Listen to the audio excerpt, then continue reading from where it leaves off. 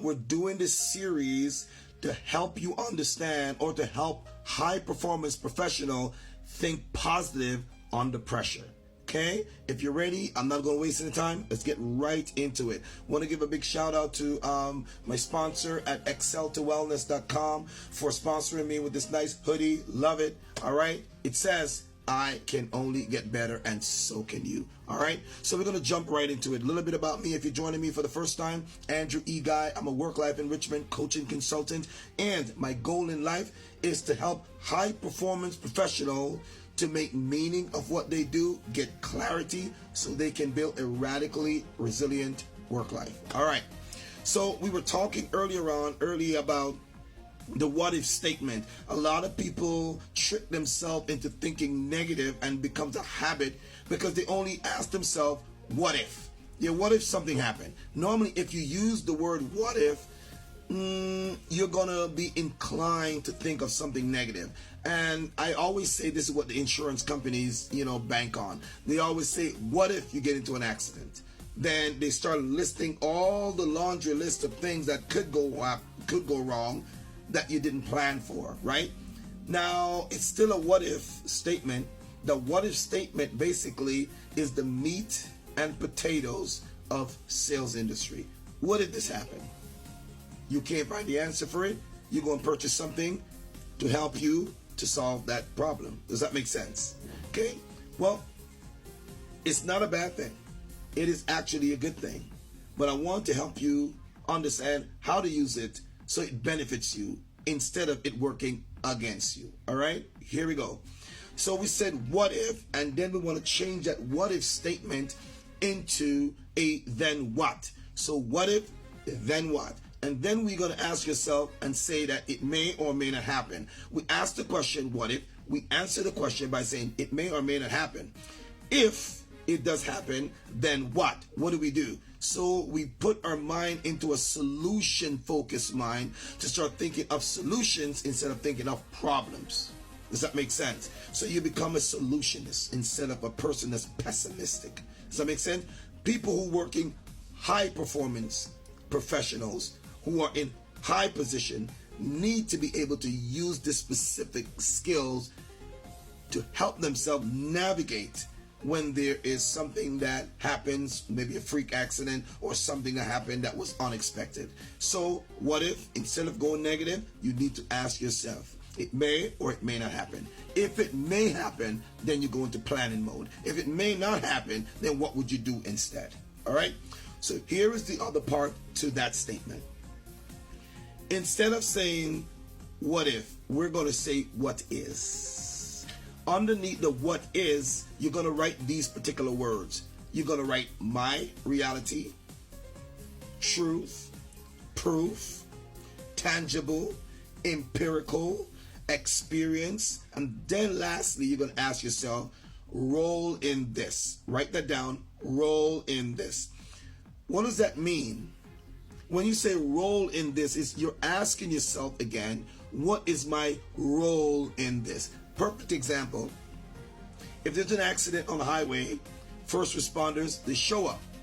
You imagine if the first responders showed up and they're in tears, they're traumatized by the event, even though that can happen.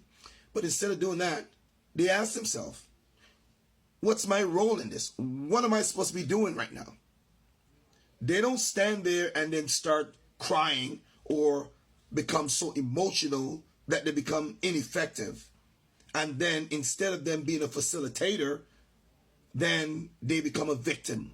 So what you're doing when you ask yourself these questions, you're saying, what is my reality? So if you're saying, what is, okay, what if that happens? But what if it's not your reality? What if you say, well, what if you lost your job? But what if that's not your reality? Instead of thinking about, looking for another job, you could be thinking, what can I do to make the one that I have even better? What are some changes that I can do if I'm a team leader, if I'm responsible for a department?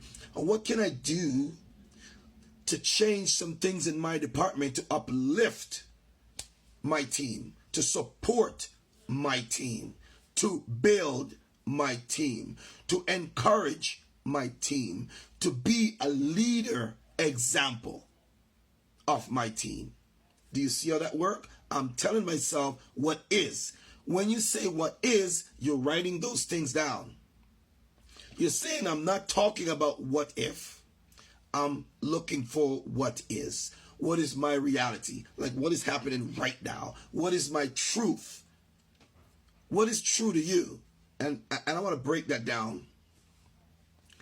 People who are in high leadership capacity, it's important that they understand that they don't go on the bandwagon and start giving attention or wasting energy thinking about, well, what if that happened? That's called living a life of chance. That's Russian roulette. Like it may or it may not happen. So what I want you to do is to focus on what is happening, because when you focus on what is happening, something happens in your brain. You become solution focused instead of problem focused. And then you start looking for ways to solve the particular issue that you're thinking about. When the first responder shows up, they're not thinking about, oh my gosh, I'm in problems.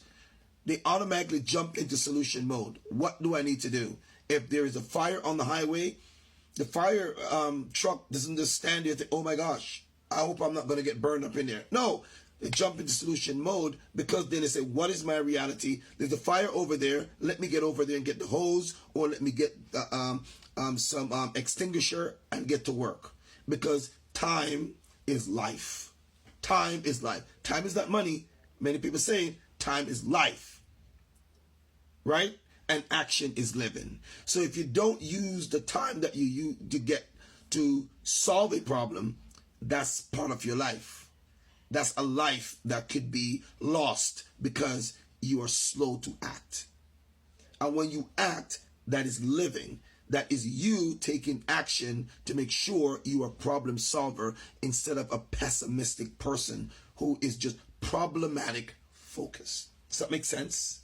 Okay, if this helps you, I need you to leave a comment. Let me know how this helps you. Let me know if you're a leader, what industry you're in, and how you can reach out to me so we can work together. If you'd like to work together with me, hey, I don't always look like this in a hoodie and a hat backwards. This is just what I do, because I want to be transparent. I want to make sure you see the person who I am instead of being in a suit. All right? I'm also an author. I'm a speaker. I'm an educator. But I am a person that's approachable. And that's why I do my garb like that. Does that make sense? All right. Let's get back into this. You also need to see yourself when you do the what is your reality. You need to think about, what is your role in this? Are you a supporter to the person that you're trying to help? If you're not a supporter, you are an incumbent, or you become succumbed to the issues that are happening. Let's say, for example, someone lost a loved one, or something tragic happened. Instead, yes, you're going to feel it. There's going to be time for you to mourn. There's going to be time for you to feel sorrowful. I get it. I understand that. I've lost a father myself. I've lost a stepdad myself. I've had losses in my life, right? But I want you to understand, if someone has a loss, you don't go and add more burden to that person. Like in the workplace, if someone is struggling with self-confidence, low self-esteem, low self-image, all of these different things, imposter syndrome, as a leader on your team, you don't become that imposter syndrome or that person with low self-esteem just to say that, well, I'm going to try to feel what you feel so I can hope you will sympathize. That's not what you need right now. What you really need to do is you got to be the person with the ring, the Florida ring that you throw out, the lifesaver ring that you throw out, and you stay on the bank and you pull that person into safety. How do you do that? You said, what is my reality? That person is in crisis. What do I need to do? What do I know about the situation? What do I know about myself? And how can I use my expertise, my skill set to help to pull that person back in, or help them to understand or better understand where they are and what they can do in the time that they have now. My name is Andrew E. Guy. You can find me at andrewguyspeaks.com. Stay tuned for next session on this thing.